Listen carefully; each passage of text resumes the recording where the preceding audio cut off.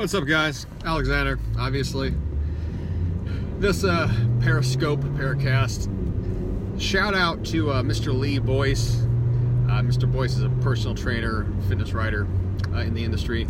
He had a really excellent article that I read earlier today, and in it, I'm telling you to go read his stuff right now. Lee Boyce, he follows me. I just tweeted out his article.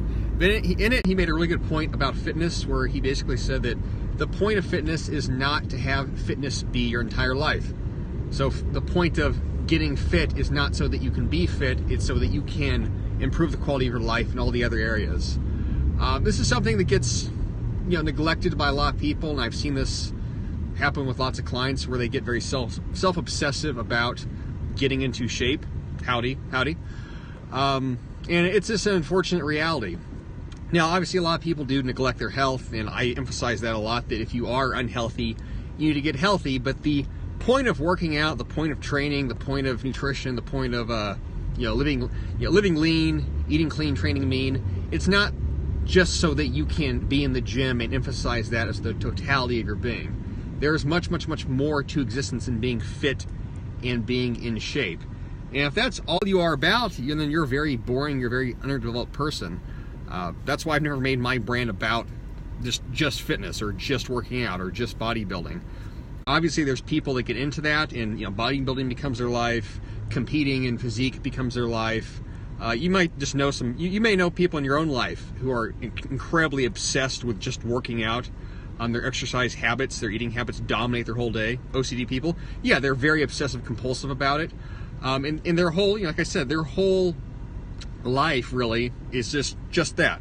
All the meaning in their life, what they are about, what they care about, it's all about the workouts. It's all about, I guess, like I said, their diet. And there's not much substance to that. It's a lot of flash, it's no substance. And when I talk about this stuff with you guys, the necessity of taking care of your health, the necessity of training and nutrition, it's not just so that you can get good at those things. It's not just that. Those things are a larger metaphor for how you're living in all the other parts of your daily existence. How are you showing up with your profession? How are you showing up with friends? How are you showing up with family?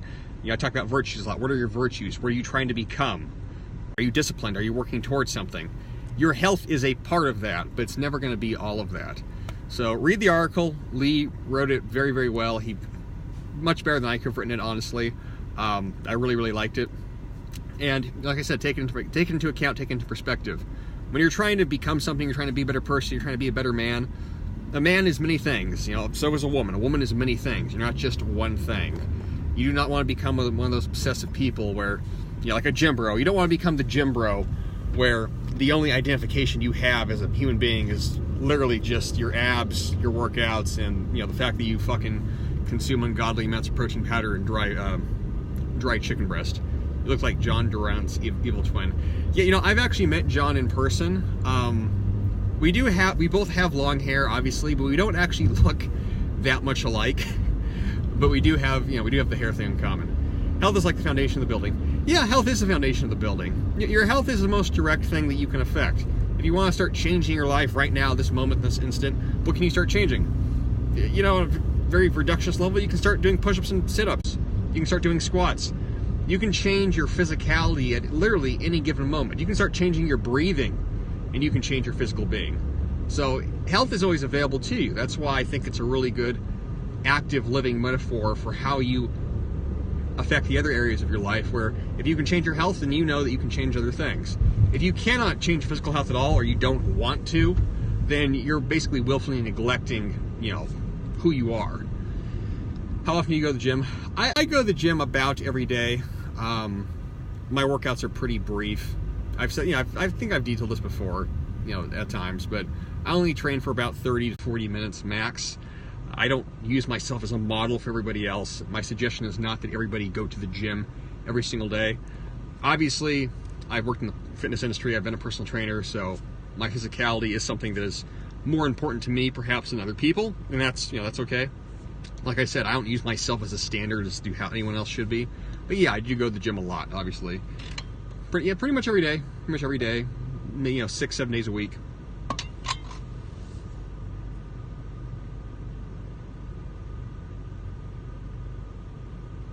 Any comments, guys? This is open to conversation at this point. I just wanted to share Lee's article and get that out there to you guys. Very, very good article. You have Pat Tillman-like qualities. Thank you. That's a high praise. Pat Tillman was a much better man than myself. Much better of a man than myself. That was a very good man.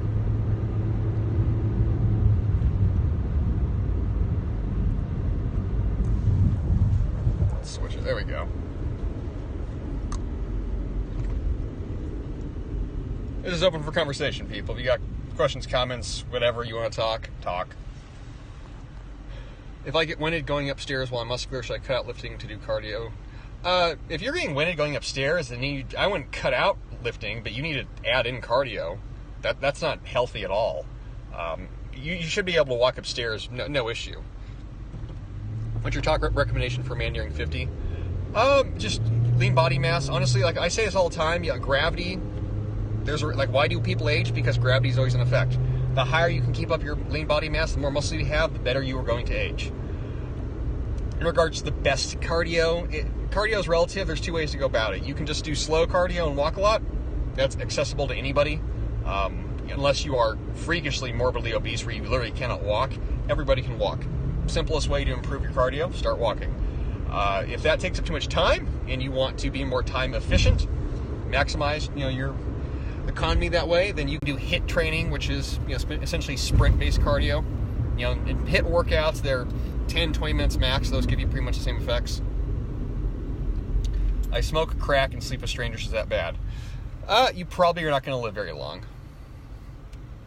I would find it unlikely that you have a long life.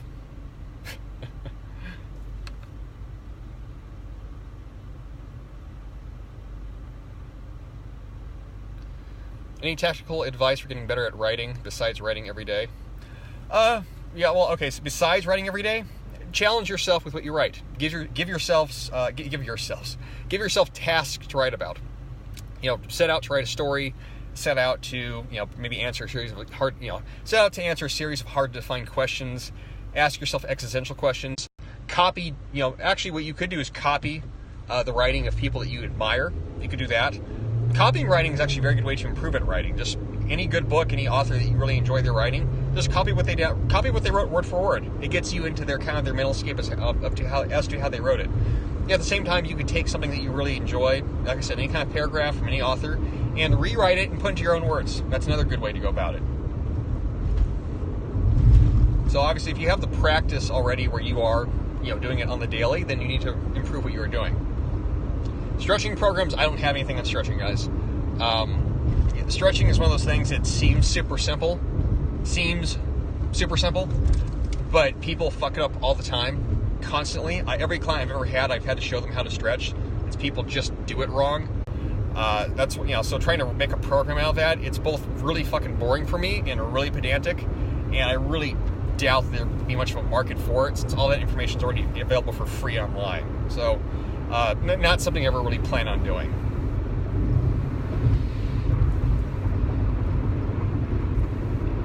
I know I get asked about stretching all the time. How should I stretch? I'm like, if I'm not there to watch you stretch, I can't really tell you anything. Skinny fat program coming soon. Yes, holy shit, the skinny fat program. I started that months ago, and I had it pretty much done.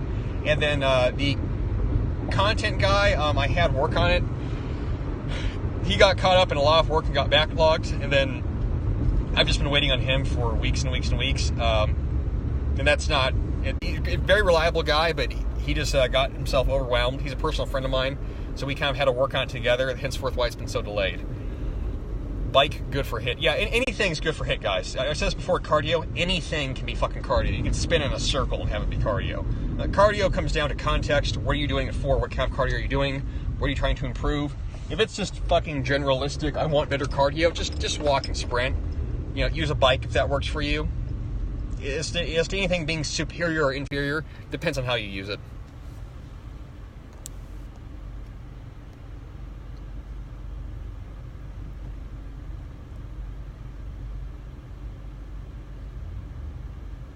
Yeah, the best questions, it's a valid question, what's the best? And that's always going to be kind of case-by-case specific. How would the skinny fat program differ from your others? Skinny fat program, well, it's not just a program, it's all the if you read like the Twitter thread months back, it's all of the 20 plus principles that I laid out for someone. If you are skinny fat, if you are hormonally, fucked basically, if you do have very low lean body mass and you have, high body fat levels, if you're somewhere you have bad joints, if you know you're prone to estrogen dominance. So it goes into actually a very great amount of detail as to how you need to structure your whole lifestyle, your diet, lots of considerations for training. Skinny fat guys, people that are skinny fat, men, and even women, it's not always a case where you can just say, just do this program and then you're fixed. You have to be specific with stuff. I've had a lot of skinny fat clients, and you have to be specific. There's a reason why 5x5 training doesn't work, for example. There's a reason why bulking is not going to work. There's a reason why trying to cut really hard often doesn't work, since you end up losing a lot of lean body mass. Then you're kind of screwing yourself even more. So the Skinny Fat book, since it is more of a book, like I said, it goes into a lot of detail with all the principles to incorporate into how you live, how you train, how you eat, your recovery, knowing about your hormones, diet details, understanding nutrition, so on and so forth. It's not just a program. And the book itself has, I think, something like a dozen different programs in it. If you're training 4 days a week, 5 days a week, 6 days a week, what you really need to be focusing on in training, prioritizing, submaximal strength gains, not obsessing over 1 rep maxes. Like I said, it's so on and so forth. But yeah, the book's detailed. The book is very detailed.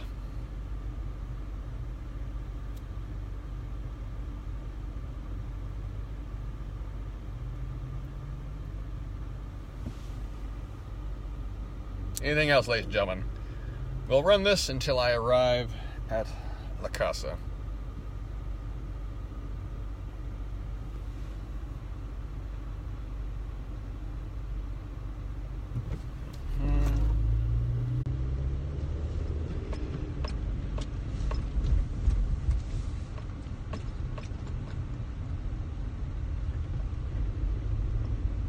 Yes, no, maybe so, guys.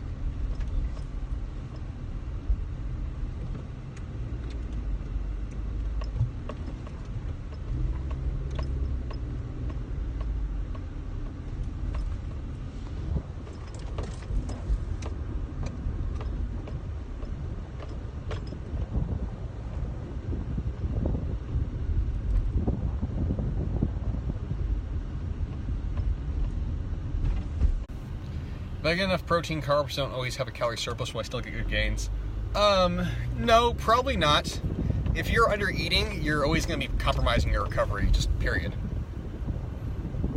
Are there optimal interval times for intense part of slow part of HIIT? Nope. Nope. There's lots of different kinds of HIIT. This is the thing with trying to explain cardio to people. Cardio is not just you either, spend 60 minutes doing it or go really fast. You have to factor in your recovery time with your own heart rate. You have to factor in the activity that you're doing. Some things are going to be more draining than others. You have to factor in the length of the intervals that you're doing. As far as there being optimal time, nope. Again, it's entirely relative to what you are trying to specifically improve.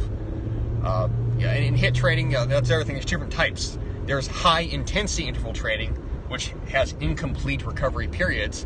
And then you have high intensity training, which is sprinting with complete recovery periods.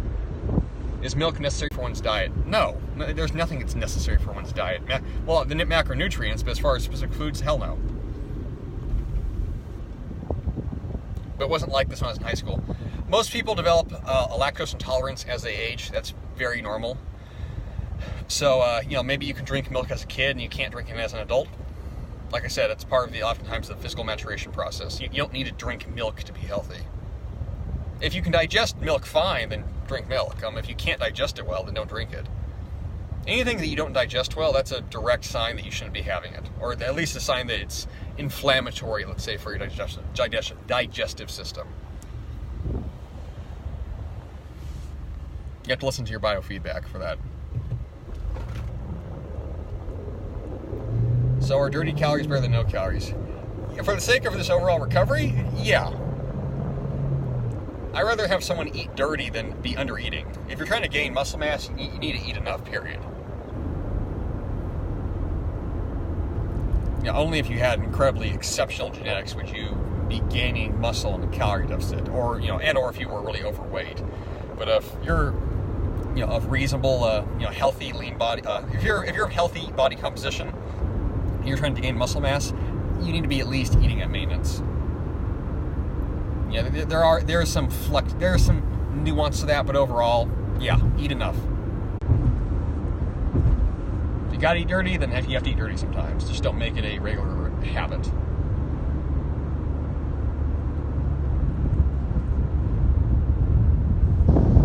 I tried bulking and drinking. Oh, dude, do not bulk with drinking milk. Jesus Christ. No. I mean, I hope you weren't doing a gallon of milk a day, the GOMAD. That shit will frickin' ruin your health. All that's gonna happen is your gut's gonna be on fire and you're just gonna get fat.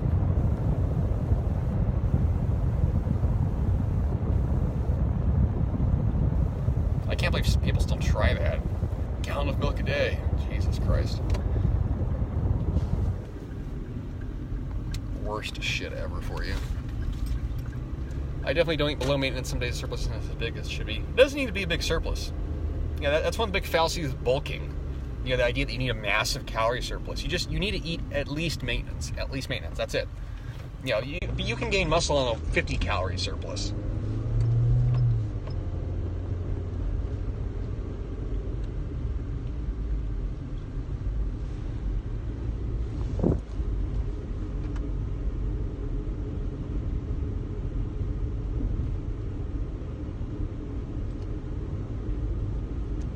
Anything else, ladies and gentlemen?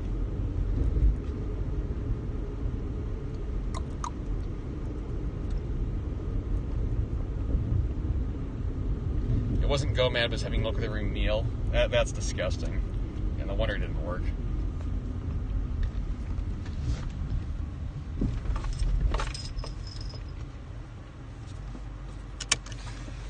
$600 plus, you don't need. I mean, if you want to, some of that's gonna be body fat. Big legs, what about big legs? That's not a question.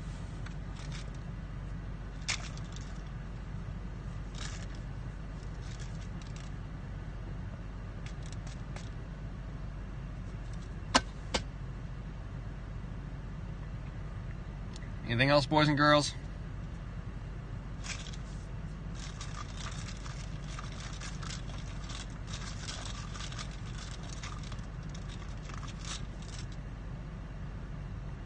Keys to a strong physique: compound movements, get progressively stronger, progressive overload, same stuff I always preach. Sign up for the email list. I talk about that all the time. Gravity is always in effect.